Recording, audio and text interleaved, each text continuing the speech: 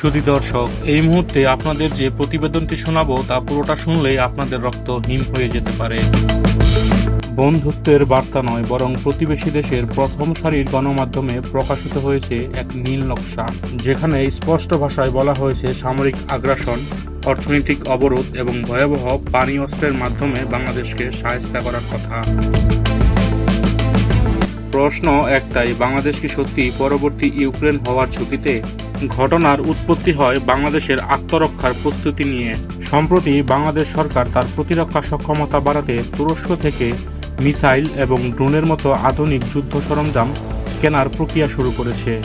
আর এই পদক্ষেপকে সামনে এনেই ভারতের প্রভাবশালী গণমাধ্যম নিউজ 18 এর এক প্রতিবেদনে স্পষ্ট ভাষায় বলা হয়েছে এটি নাকি ভারতের জাতীয় নিরাপত্তার জন্য সরাসরি হুমকি।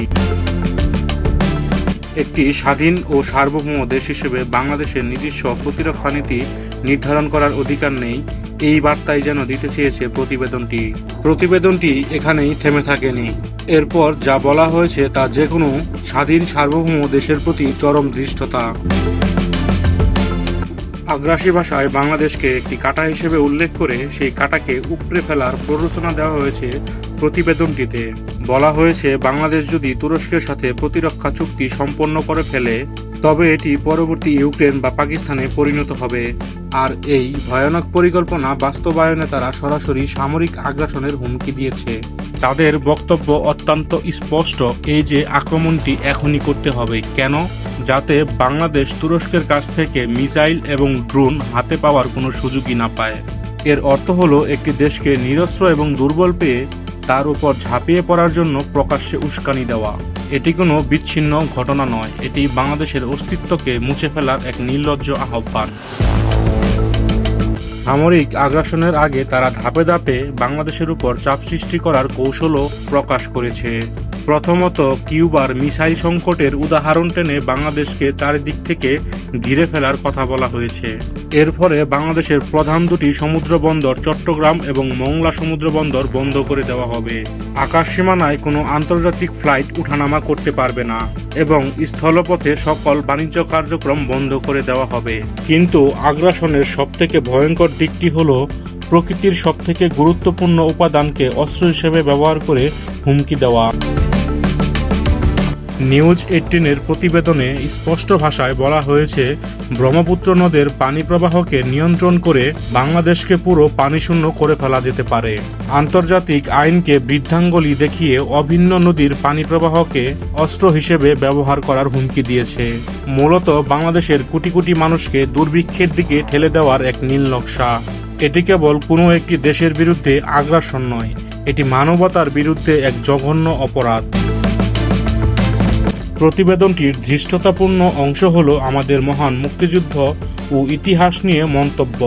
সেখানে চরম ঔদ্ধত্যের সাথে বলা হয়েছে ভারত নাকি 1971 সালে একটি বিরাট সুযোগ হারিয়েছে। তাদের মতে তখন উচিত ছিল ভারতের সীমানা পুনর্নির্ধারণ করা, অর্থাৎ চিকেন নেক্স নামের অঞ্চলের সীমানা প্রশস্ত করে নেওয়া।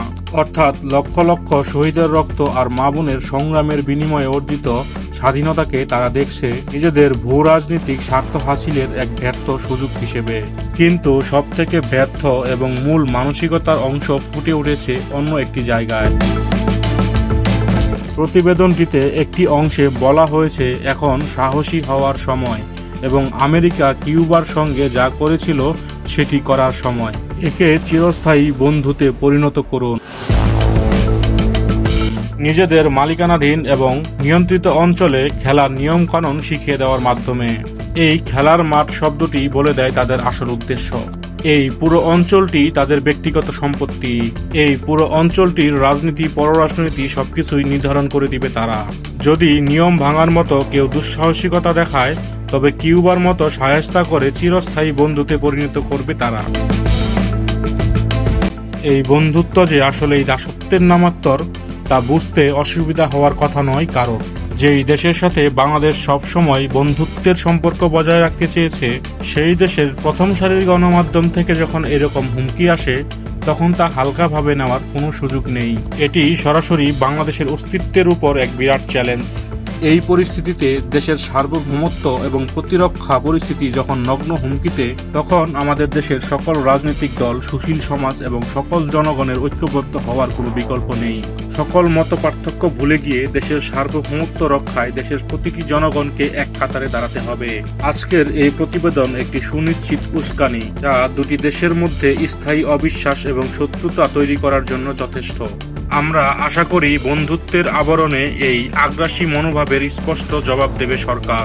বাংলাদেশ কারো খেলার মাঠ নয়, দেশ এবং জনগণের নজর থাকবে এই পরিস্থিতির উপর।